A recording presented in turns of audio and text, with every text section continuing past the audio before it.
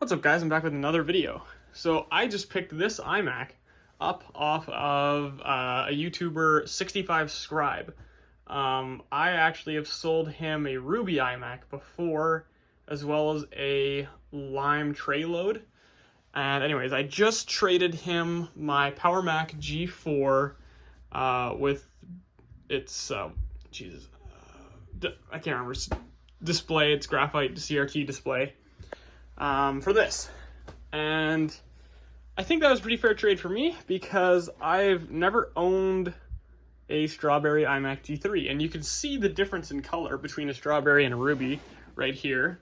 There is the Strawberry and there is the Ruby. It's pretty significantly darker, the Strawberry. Anyways, I did quickly boot on the computer and the hard drive is dead, which he told me. So luckily, obviously, if you've seen my earlier videos, I've dismantled a fair number of these computers that have died in their own different ways. So let's start taking it apart to swap in a new drive so that we can reinstall Mac OS 9. All right, and the computer is upside down now, in case you are that blind you can't tell. So it is a 400 megahertz. So first thing we're going to want to do is undo these two screws, pop this cover off, which is a flathead right here, and undo, there's two screws here. You want to undo the outer ones that sit above. There's two inner ones there. You don't need to remove those ones, just the two outer ones to take the bottom case off. And I got the bottom case off. You can see something has been spilt in the bottom here.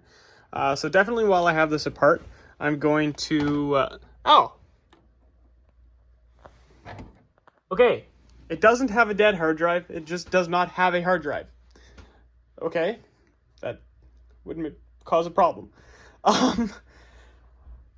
Anyways, while I have this all apart, I'm gonna clean everything up. Anyways, if you notice how I saw that, I'm looking and I'm like, why are there no screws holding it in?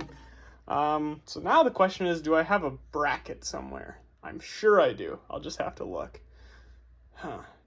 Anyways, let's keep digging this thing apart. There's 6 screws that hold this metal shield on, 2 there, and 2 here. So let me get those off. 2 interesting things to note with this computer. Someone has replaced the PRAM battery because the factory ones, I just threw out a big pile that I have, but they are white, I want to say. I don't really care if this works or not. I'm still not going to use it because also that is definitely a battery recycling garbage can, not just a garbage can, so don't worry about that. Anyways, the factory ones are white, I want to say, so On an unrelated note, the one screw from there fell. I have no idea where it went. The only thing that's really concerning to me about that is it gonna fall later on to the board where the CRT is and then short everything out? Hopefully not, but I'll find out. That'd be a good excuse to make this thing a 700 megahertz. Anyways, I'm gonna go grab a hard drive and go from there. Well, here I am. I'm in my old room and I got a 40 gigabyte Quantum Fireball drive. So I'm gonna pull the brackets off of this and get this thing in the computer. I was misremembering. There is no bracket, only a bracket for the CD or DVD drive. So that's all right. So I got this installed and you'll go, well, why did you only put 2 of the 4 screws? And the reason for that, what the frig is wrong with this now? The reason for that is, for some reason, the hole or the screw holes in the screwdriver, or the hard drive don't quite line up. So I'd have to like make the hole in the upper thing here slightly wider. And I'm not too concerned because I probably won't have this computer turned on for like a year after I put this hard drive in. So it doesn't really matter to me. Okay, so now what I'm going to do is I'm going to put the bottom shield back on and then start taking off the exterior case pieces so I can give it a good clean. All right, so looking at the front of the computer, what you're going to want to do is pop these 2 little covers out. It's very hard to do.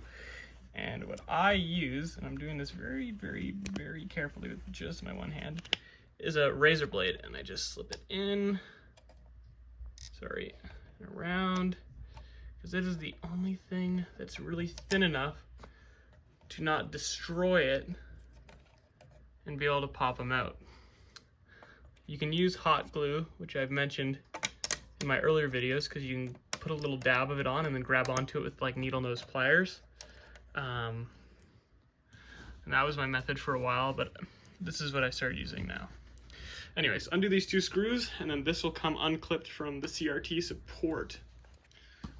All right, here we go. Got the cover off. Got the 2 more caps here off. Now it's just a matter of undo these 2, undo the, I can't remember, 5 I think that are along the bottom, which I will show you in just a second. Just gonna set this down.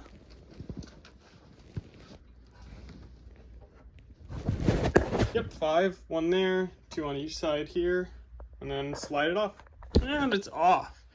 And you know, you look at it and you go, well, that's not too dirty.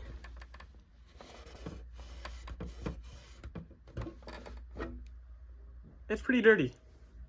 So I'm gonna give that a good cleaning and see if I can find that screw that I dropped. And then I'll reassemble it and we can start installing macOS 9. Okay, I got the computer set up here. Also, this will be the first video showcasing my new setup for now. I just got some computers here that I need to find some space for. But if you remember from many, many years ago, I now have some iMacs in the closet again. So I got iMacs there, iMac, couple clamshells. I moved the ones off the floor. Oh, right, but I came in here to steal this. Oh no, where did I put it? I was going through all this stuff yesterday. Took a sick day because I was not feeling the greatest. Headache. Oh, I know I put it somewhere. So give me 1 minute and I'm gonna find the little package of discs that I set aside. I am just blind, it was there. Okay, so I'm gonna turn on the computer now. Hold down the option button. Set my phone down while I jam this disc in there and hope the drive works. Might not be able to get the disc back out, but it sucked it in.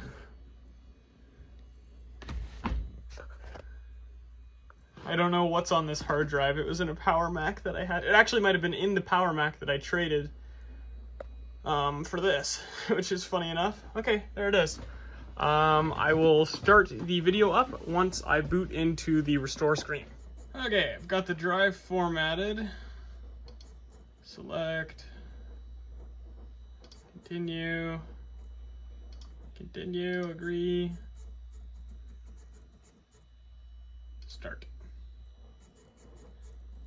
There we go, now we wait. And here it is, booted up with the pink background, and it's ready to go. So I'm gonna finish setting it up, swap out the Ruby for this up there. And yeah, I hope that you enjoyed this video, and don't forget to like and subscribe.